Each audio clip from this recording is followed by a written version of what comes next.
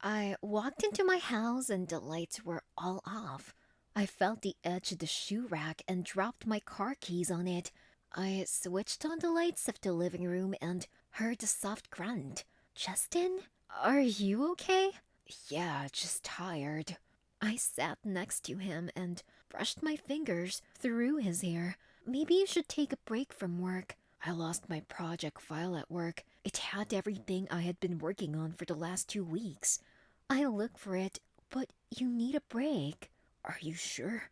How will you manage everything here? I'll figure it out. Don't worry about that. We have some savings as well.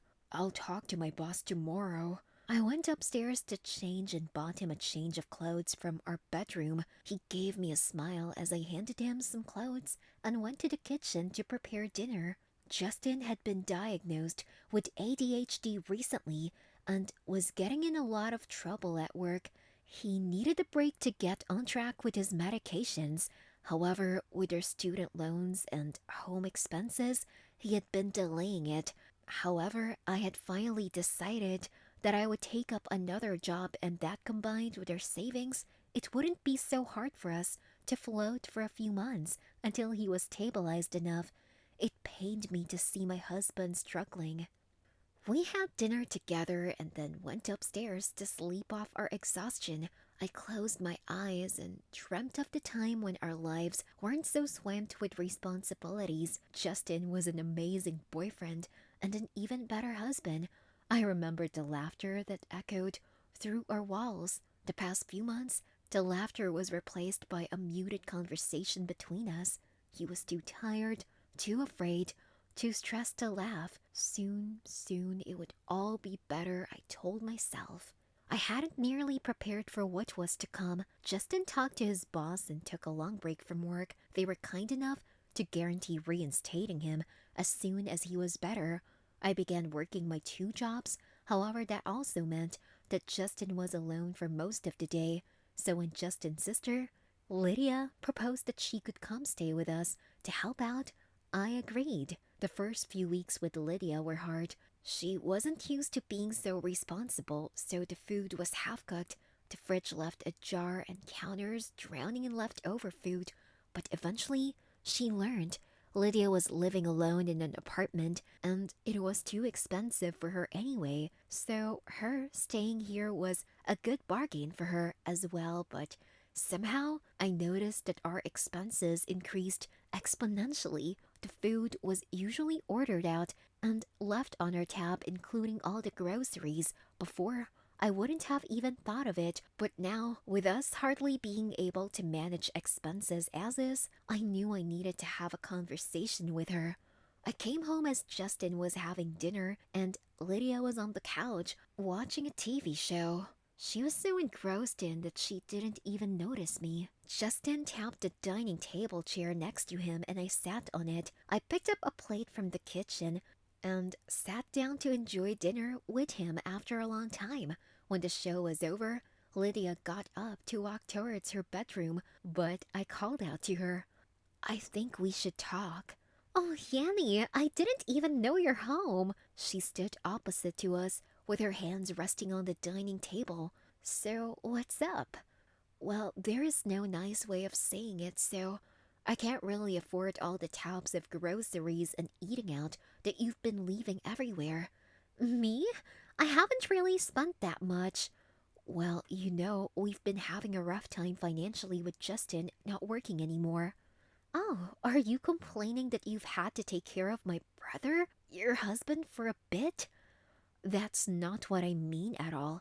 It's just hard, so it would be really nice of you if you could just take care of your personal expenses. Whatever. She turned around and rushed into the guest room where she was staying. Is it really that bad? Yes, it's just been a lot lately. I was about to ask you, maybe we could look into the savings too. The savings? We need to use them? Really?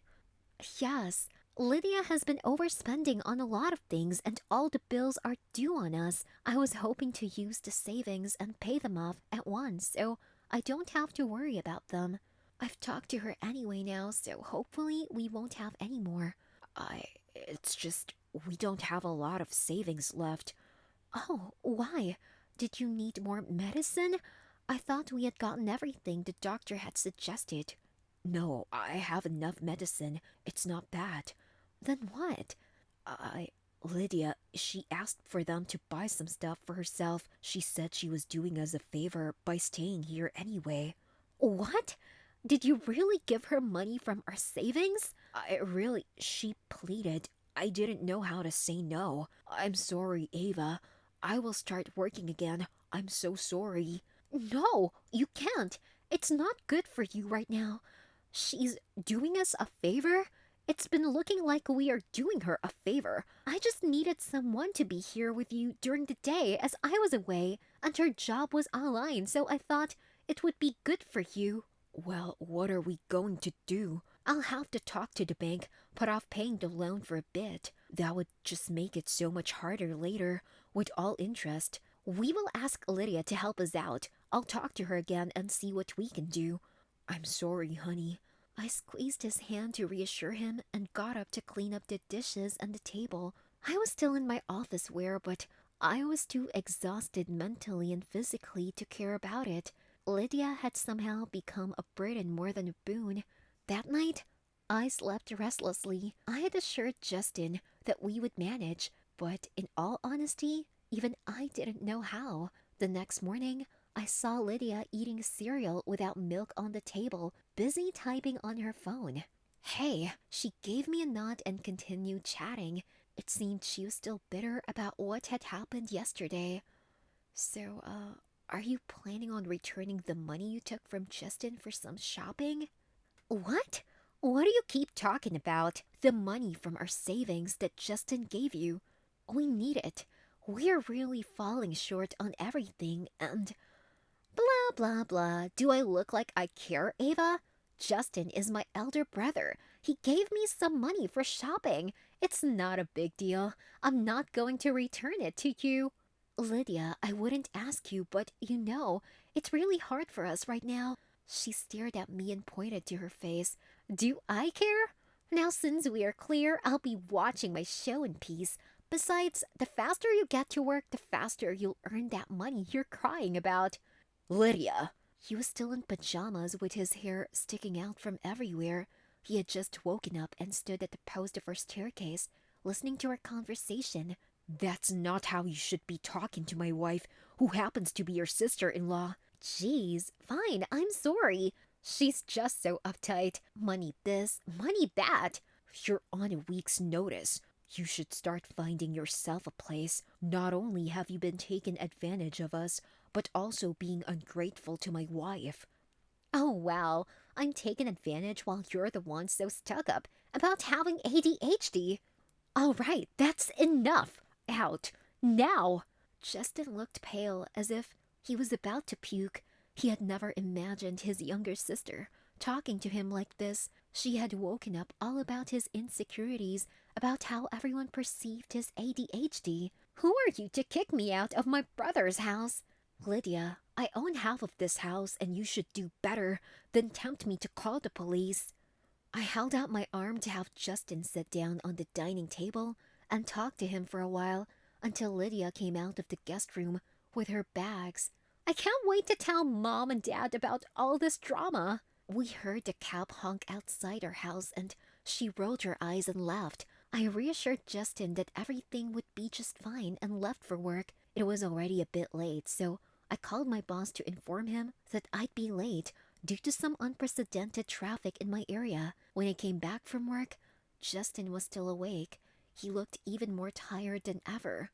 His skin was still pale. He felt incredibly guilty for everything that happened and insisted that he should begin working again. After a long night of conversation, I finally agreed that he could take a meager online job to keep him occupied and also help with the small expenses in the house. The next morning, it was a Sunday, but despite our hope for a late morning, the constant ringing of Justin's phone finally woke us up. It was Lydia's old roommate, Emma, who was demanding the share of rent that Lydia was supposed to pay. Emma told us that Lydia had been laid off from work as she was lazy and wouldn't go to work every day. and instead would make excuses to her bosses to avoid work. Emma had also asked Lydia to leave the apartment as she couldn't keep paying her rent. Hence, our invitation to Lydia had been a blessing for her. Emma had been trying to call Lydia for days now for her share of the rent, but Lydia had been ignoring her calls, so eventually Emma had asked around for Justin's number and was finally able to get a hold of it. Justin reassured Emma that she would get her money and hung up. We both sat up on our bed in our sleep-deprived states, amazed at how much chaos Lydia had been causing everywhere. Lydia had gone to stay with her parents for a while, and Justin immediately called his dad to inform him about the situation. Justin told his dad everything that Emma had told him and also added details about everything that happened at her place. Mr. Goes was furious on finding out everything. He was also disappointed that we hadn't thought of him in our time of need. After his conversation with his father, Justin hung up the phone and laid down his back, resting on the bedpost until his phone lit up again. There was a notification about a huge money transfer to Justin's account from his father.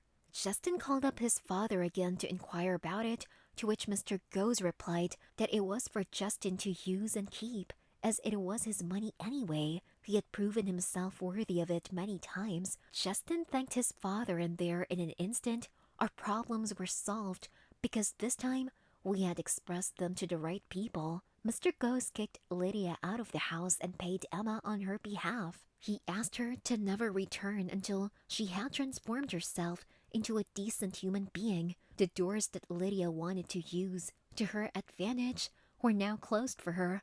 Lydia had set a very wrong precedent about her at her previous job, hence it was very difficult for her to land another decent job. Eventually, under the burden of her debts and expenses, she decided to settle for anything that would pay. She began working as a sweeper in a local theater.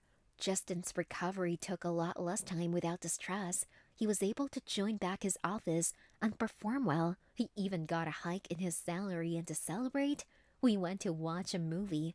It had been a few years, but I still saw Lydia in the theater, in her blue apron, looking down on the ground.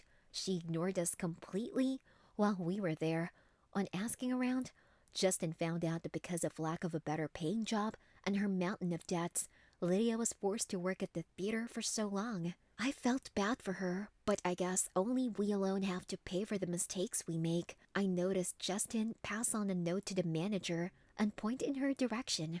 No matter what happened, Justin always stood for the people that he considered family, and I couldn't possibly take away the empathy he had for his sister, no matter how wrong she was, as long as she wasn't interfering or causing chaos in our lives and was taken care of from afar. I was satisfied. Justin was a sweet guy, easily swayed.